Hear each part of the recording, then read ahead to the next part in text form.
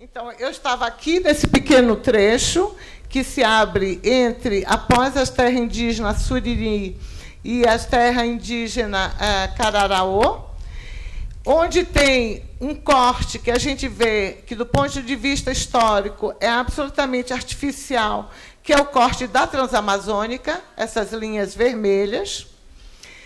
E voltamos aqui para a Volta Grande do Xingu, onde permanecem, de certa forma, protegidos e isolados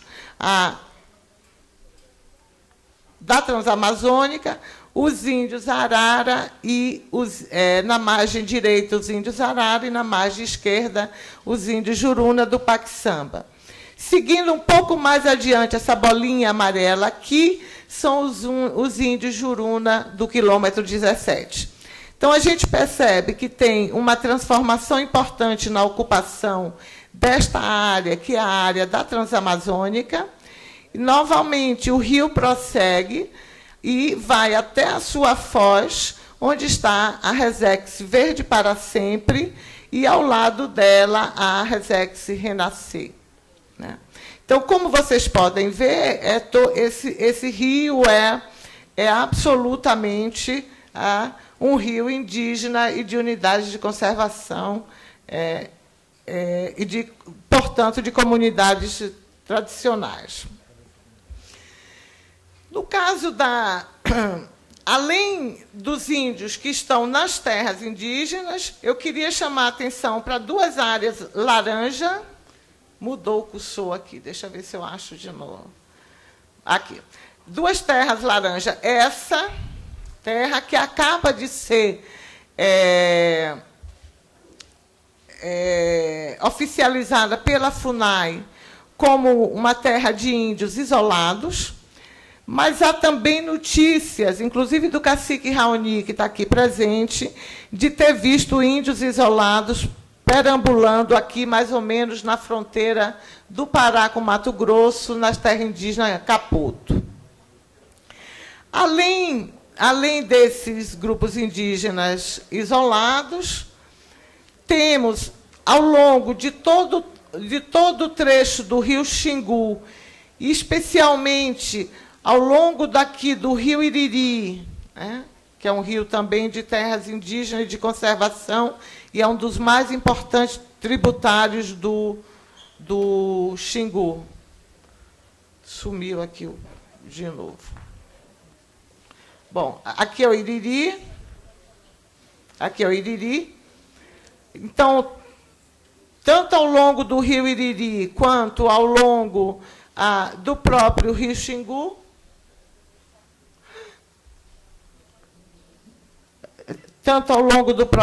Xingu, tem os índios que estão dispersos aqui pelas margens dos rios e iganapés, né? E temos aqui na cidade de Altamira, que fica aqui no começo da Volta Grande, os índios moradores da cidade de Altamira, cerca de 2.000 índios, em torno de 17 a 20 etnias. Então, nós temos um mosaico cultural importante, e, sobretudo, importante do ponto de vista da diversidade étnica. Um dado que talvez dê uma medida dessa diversidade é o aglomerado de línguas indígenas que tem nessa região. Para vocês terem ideia, dos 4 troncos macrolinguísticos existentes no Brasil, 3 troncos estão concentrados nesta região, que é o Geu, Tupi e o Caribe, que são os Arara, aqui da Volta Grande e aqui do rio Iriri. Em termos de unidades de conservação, eu fiquei ligeiramente nervosa aqui, porque tenho 5 minutos apenas.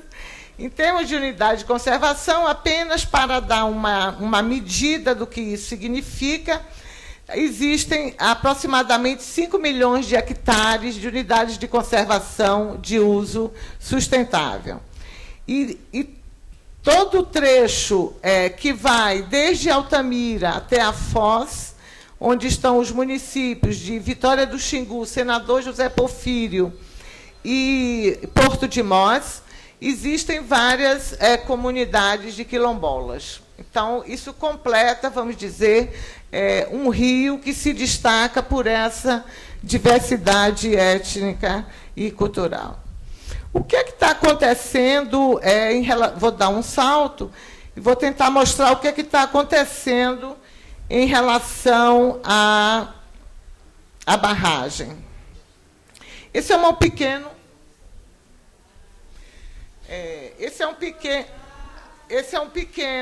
Esse é um mapa extraído dos estudos de impacto ambiental, elaborado pela Eletrobras, a rigor pelas empresas de construção Camargo Corrêa, Andrade Gutierrez, mas que mostra, eu acho, bem claramente o que vai acontecer. E queria chamar a atenção para uma especificidade da barragem do Xingu, ou de Belo Monte, que é essa área marrom. Não sei se está dando para acompanhar com o cursor, toda essa área marrom aqui. Em geral, as barragens construídas aqui no Brasil, elas têm uma área de alagamento. Então, tem as transformações decorrentes da área de alagamento, né? E tem toda a movimentação referente ao trabalho de construção e etc. No caso do Xingu, vocês vão ver aqui a área de alagamento, que é dita como relativamente pequena, está estimada, é toda essa área branca, que tem esse formato de uma arraia, que eu não sei se é venenosa ou não, né? Mas tem o formato de uma arraia, e que começa aqui no final da terra indígena Surini do Quatinemo, quase na confluência do Iriri com o Xingu, conforme nós vimos no mapa anterior. Então, o remanso do reservatório vai até as terras indígenas Surini e Cararaú, e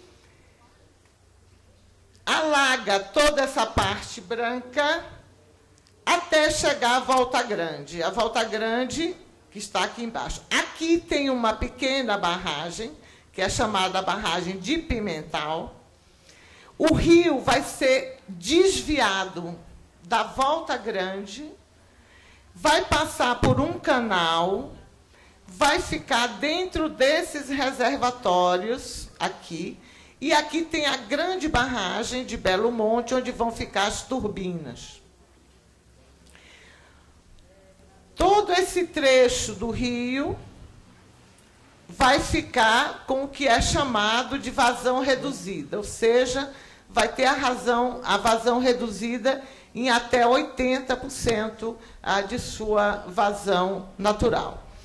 Esse trecho aqui é o que as populações indígenas, as populações locais denominam de sequeiro, porque vai secar toda essa área com modificação total em todo o ecossistema.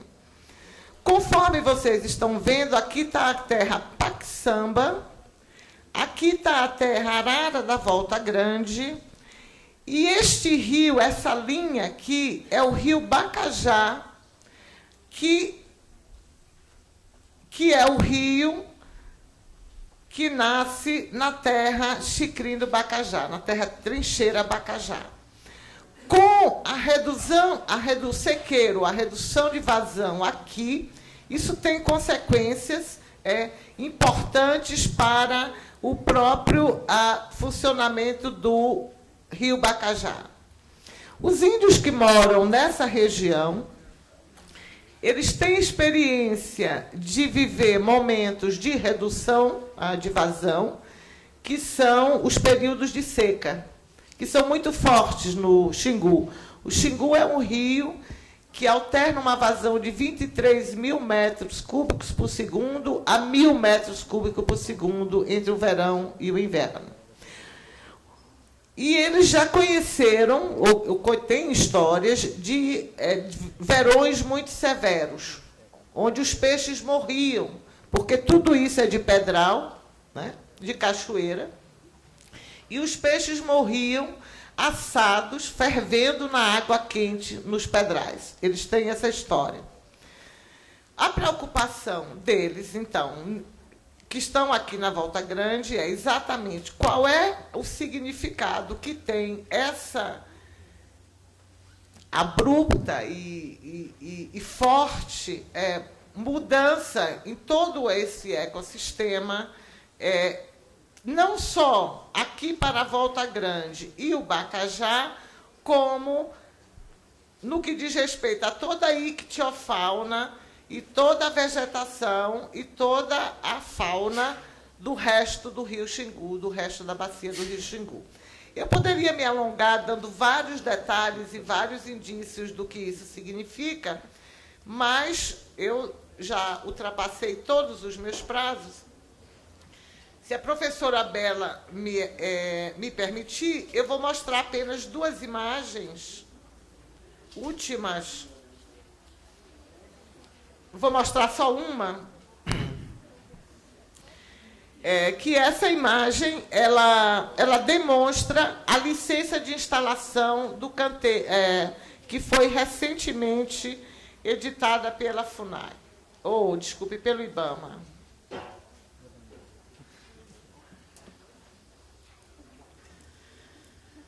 Então, conforme vocês podem ver, aqui está...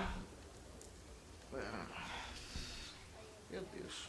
Aqui está a Volta Grande, aqui embaixo, já indicando a redução de vazão. O que está sendo autorizado nesse momento é o desmatamento de aproximadamente 450 hectares, que vão ser ocupados nesse canteiro de obras, que é o canteiro de obras de Pimental, e nesse canteiro de obras de Belo Monte. Aqui está previsto 8.000 trabalhadores e aqui 2.000 trabalhadores. E, para finalizar, eu posso falar sobre as consequências. Aqui a terra indígena Juruna do Paquissamba. E aqui embaixo, conforme eu tinha mostrado, fica a terra indígena Arara. Eu posso voltar depois, se interessar, para mostrar a pressão sobre as terras indígenas, que significa isso, com os travessões da Transamazônica, que já avançam por trás das terras Arara e por trás da terra Assurini, que ficam do lado de cá.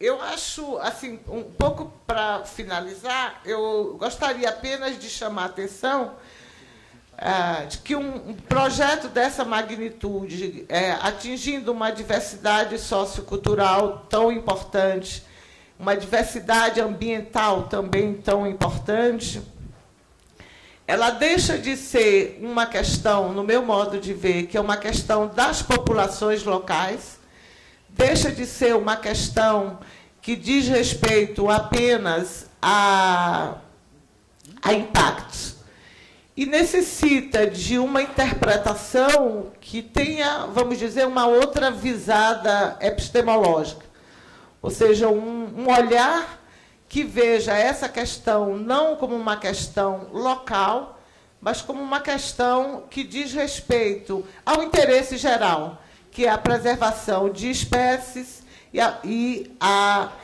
o evitar a extinção de culturas. Muito obrigada a todos.